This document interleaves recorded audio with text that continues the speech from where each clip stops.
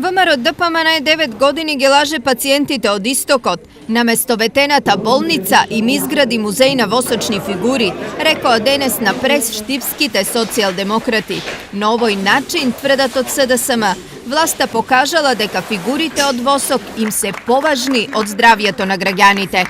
Болницата, која што го покрива целиот источен регион и кон која гравитираат над 200.000 граѓани, се распаѓа.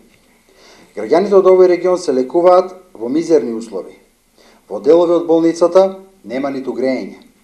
Пациентите мрзнат и се принудени од дома да носат кебиња и постелнини.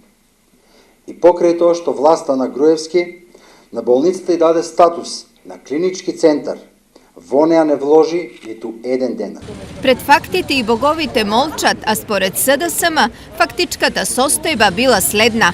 Факт е дека Груевски и ВМРО ДПМН воопшто не се грижат за потребите на граѓаните.